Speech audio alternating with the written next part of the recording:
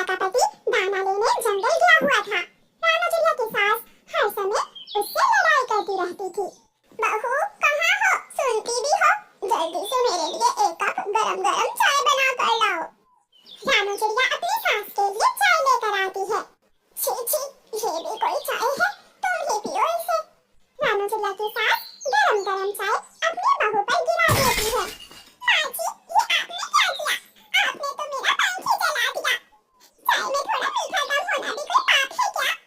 सास बहू की लड़ाई चल रही थी कि तोता बाहर से भागा भागा आता है। वो दरवाजे पर दस्तक देता है। क्या बात है तोते, ये हमारे घर का मामला है, तुम यहाँ क्या करने आए हो?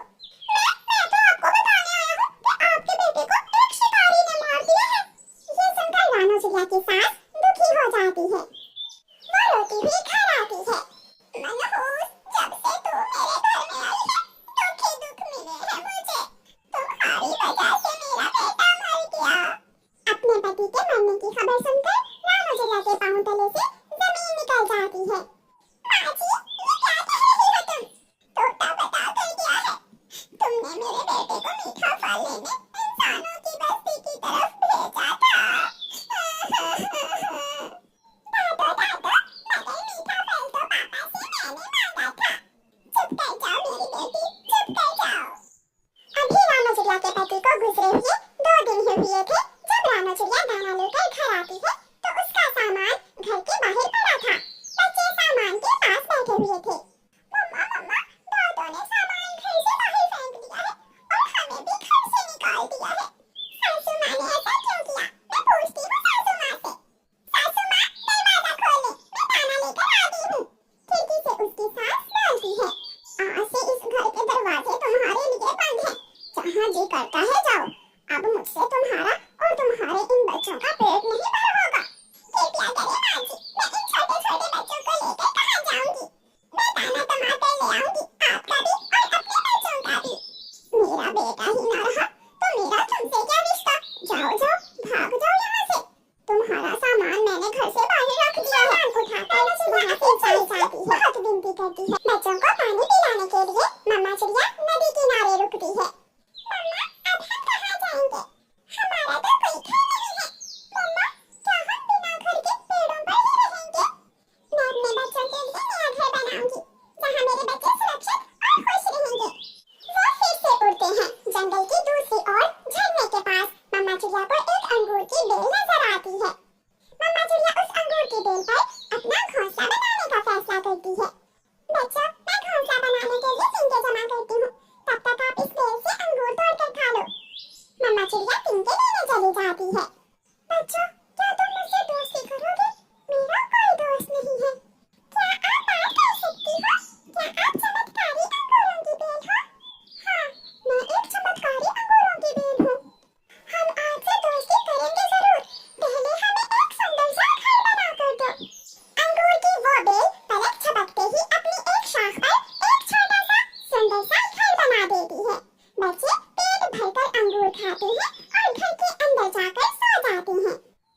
जब शाम को मम्मा चिड़िया टिंके लेकर आती है तो उस बेल पर एक घर देखकर हैरान हो जाती है। ये घर किसका है? पहले तो यहाँ घर नहीं था। कोई है? कौन है इस घर में? अंदर से गुड़िया दरवाजा खोलती है। मम्मा, हैरान हो गई ना? ये घर हमारा है। ये हमें हमारी नई दोस्त अंगूरों की इस बेल ने बना कर दिया है। ये बेल कैसे घर बना सकती है? मैं आपको हर मौसम में अंगूर खिला सकती हूँ, घर बना कर दे सकती हूँ, क्योंकि मैं एक चमत्कारी बेल हूँ।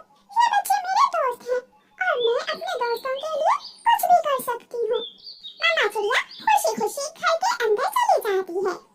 फिर ऐसे ही कुछ दिन गुजर जाते हैं और फिर एक दिन कौवी और कौवा उड़ते उड़ते उस दिशा में आ जाते हैं। कालू जी, मैं तो अंगूर खाऊंगी। अरे अरे, ये घर तो बहुत सुंदर है। ये घर किसका है? ये घर हमारा है। मैं, मेरी बहन गुड़िया और मेरी मम्मा रहती हैं इस घर में। गौरी, अगर ये घर हमारे पास हो तो मजा ही आ जाए। तो चल, हम निकाल देते हैं इन चिड़िया के बच्चों को इस घर से। बच्चों, यहाँ आओ, मेरे पास आओ। बच्चे जैसे ही कौवों के पास आते हैं, कौवे उन्हें धक्का देकर गिरा देते हैं और खुद घर के अंदर जाकर अंदर से कुंडी लगा लेते हैं। दोस्त दोस्त, हमें मारा है, हमें उल्लू